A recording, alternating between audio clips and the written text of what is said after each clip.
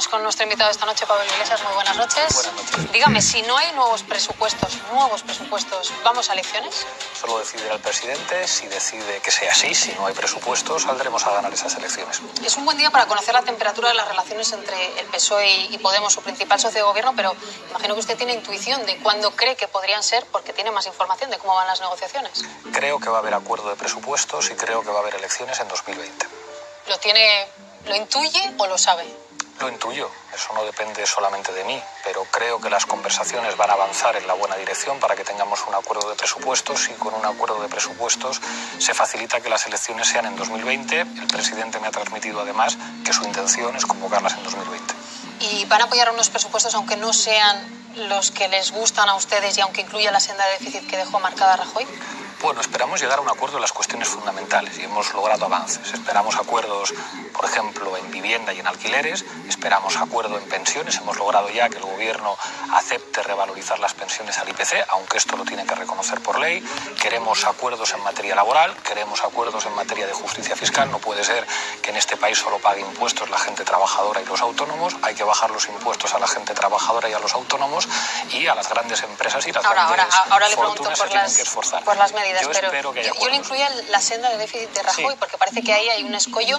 ¿Eso Podemos, como se dice coloquialmente, se lo va a tener que comer sí o sí ahora? Espero que no. Hay mecanismos reglamentarios para que una voluntad de la mayoría parlamentaria se convierta en ley. En este caso, arrebatar al Partido Popular una capacidad de veto ilegítima en el Senado. ¿Pero si no es así? Si no fuera así, que va a ser así, y no hay que renunciar a que sea así, y hay mecanismos reglamentarios para hacerlo, bueno, pues habrá que ajustar en términos fiscales para que el impuesto de sociedades y los impuestos a la banca compensen el déficit. Ahora me cuenta cómo va la negociación de los impuestos, pero cuenta Carlos Segovia en El Mundo que Pedro Sánchez, en una de las reuniones que ha tenido en Estados Unidos, digamos en Wall Street, ha dicho que cumplir el déficit es mi línea roja.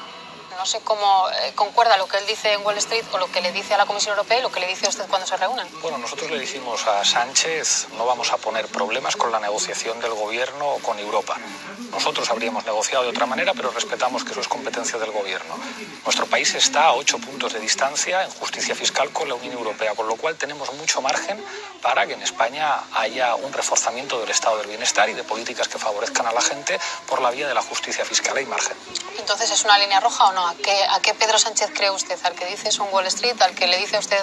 Creo que ha dicho básicamente lo mismo. Él ha dicho que tiene un acuerdo con Bruselas, un acuerdo que logró mejorar un poquito los márgenes que tenía el anterior gobierno. Nosotros le hemos dicho que respetamos ese acuerdo, aunque no es el que a nosotros nos gustaría, y que por la vía de la justicia fiscal y la distancia que hay de 8 puntos de España con respecto a Europa, podemos hacer una política de alquileres decente, podemos hacer una política de vivienda decente, una política de protección de la sanidad y la educación decente, acabar con los recortes, bajar las tasas universitarias. Hay margen. ¿De dónde sacar el dinero? Que es algo que ya en este programa usted y yo hemos comentado muchas veces. Estos días ha salido en la corrección, digamos, del dato del PIB y mucha gente también se pregunta cómo Podemos y el Partido Socialista puede estar hablando de tocar impuestos si estamos ahora mismo en desaceleración. Ya se ha confirmado que eso es una realidad. La clave es quién paga impuestos y quién no paga. En este país pagan demasiados impuestos la mayor parte de la gente que nos está viendo. Hay que bajar los impuestos a los autónomos y hay que reducir el IVA. Por ejemplo, IVA superreducido a productos de higiene femenina.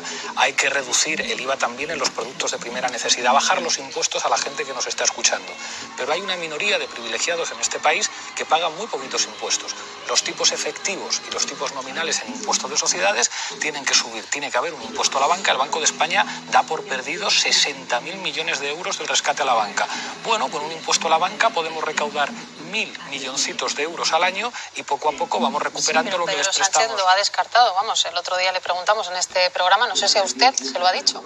El impuesto a la banca, digo. Un presidente con 84 diputados no puede descartar nada. Tiene que respetar lo que se avance en las mesas de negociación y poco a poco iremos avanzando. Hay cosas que hace un tiempo parecían imposibles y ya hemos visto que poco a poco se van cumpliendo. ¿Y el impuesto a la banca está en su lista de cosas posibles? Nosotros vamos a defender 3 maneras de intervenir con respecto a los bancos. Una, impuesto de sociedades, que afecta claramente a los bancos. 2, impuesto específico a la banca para compensar el rescate que con dinero público, dinero de los españoles, hizo a los bancos. 3, impuesto a las transacciones financieras. Esperamos que en ese marco podamos alcanzar un acuerdo con el gobierno. Sí, y mucha gente quizás sí conoce algunas de las propuestas. La duda que tenemos en una noche como esta es cuántas de esas propuestas, en concreto con la banca, Pedro Sánchez está dispuesto a asumir, porque la de transacciones sí que ha dicho que es posible.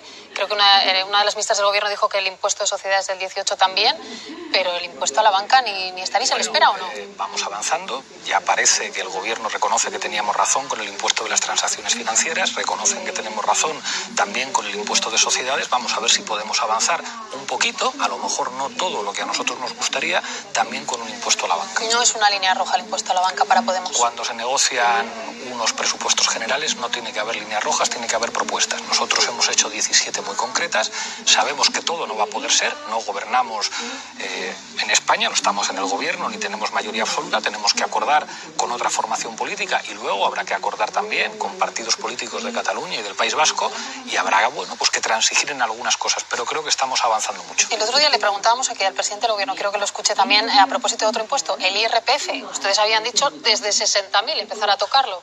Esto decía el presidente del Gobierno. Mi planteamiento es que la gente rica no paga ni el impuesto de la renta de las personas físicas. Eso lo tengo claro, porque tienen la SICAP, tienen el impuesto de patrimonio, tienen el impuesto de sociedades y demás.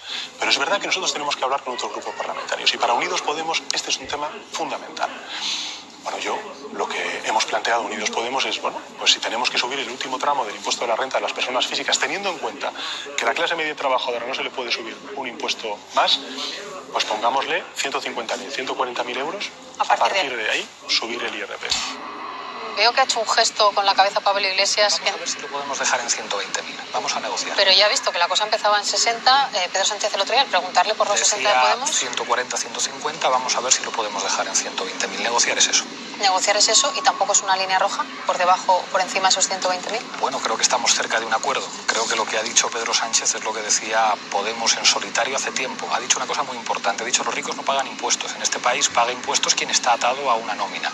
Vamos a ver si los que ganan mucho, que es una minoría de españoles, bueno, se pueden esforzar un poquito también. No puede ser que solamente se esfuerce la mayor parte de la gente. ¿Qué es un rico para Pablo Iglesias ahora mismo? Un rico, pues quien, por ejemplo, tiene SICAPs, quien tiene empresas en paraísos fiscales para no pagar impuestos, una enorme minoría de este país. ¿Y en el IRPF, para usted, alguien que cobra por IRPF? No establezcamos la categoría de rico o no rico, 120.000 euros al año, estamos hablando de ganar 12.000 euros, 10.000 euros al mes.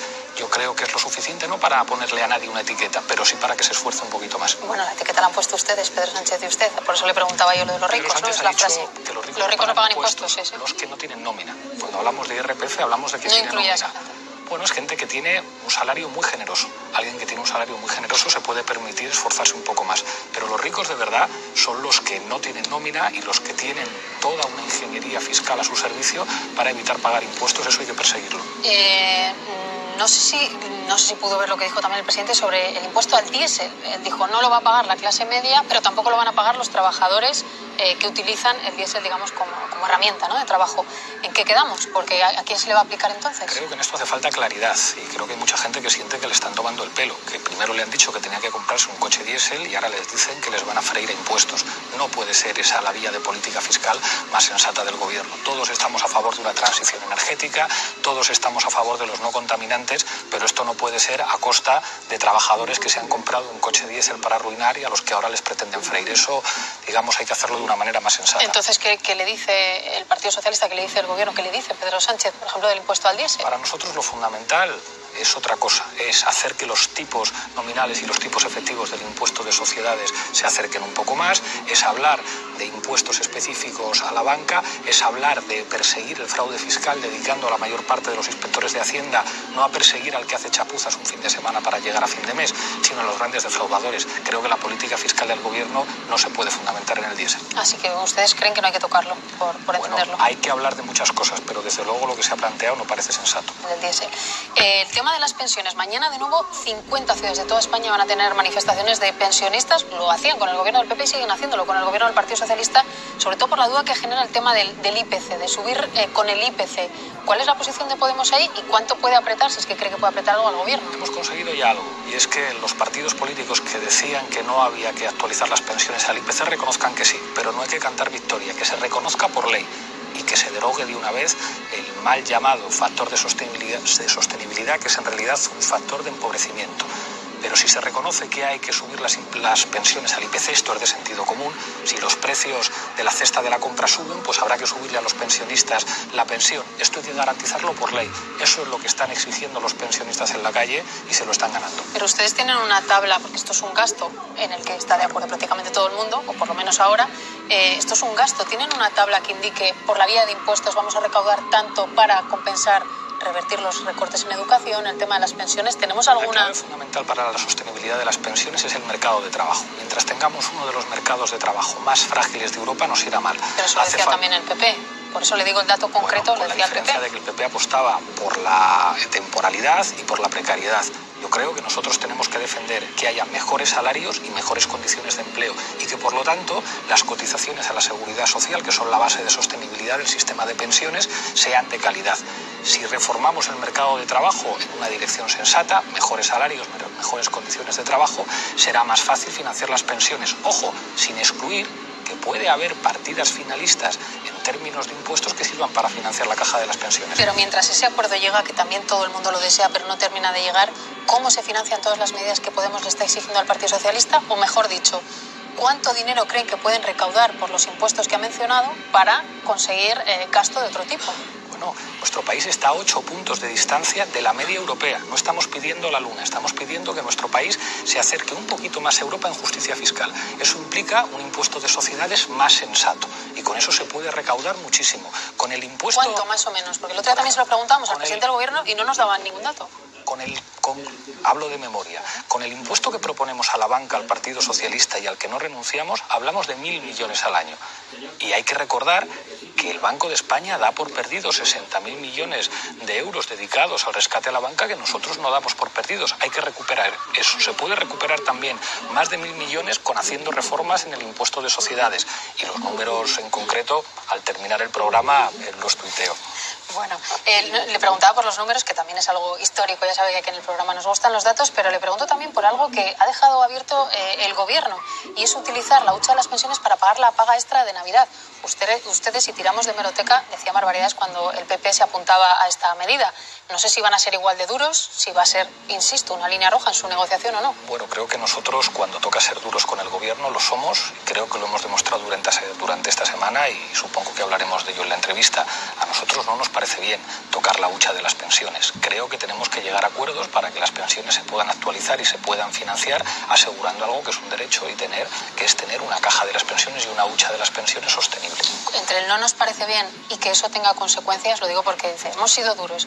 Hay gente que cree, usted también mira en las redes y en fin, los análisis que se están haciendo, y es que ustedes no están tan duros ahora, entre otras cosas porque gobierna el Partido Socialista y no el PP, pero que no son demasiados duros con el Partido Socialista. Entre no nos parece bien y que eso tenga consecuencias, ¿qué hay en medio? Bueno, seguramente si le preguntara usted a algunos miembros del Gobierno, les parece que estamos siendo bastante duros. Nosotros vamos a ser coherentes. Queremos un acuerdo de presupuestos con el Gobierno porque eso puede ayudar a mejorar la vida de la gente. Estamos consiguiendo muchas cosas. Yo salí satisfecho de mi última reunión en Moncloa con el presidente.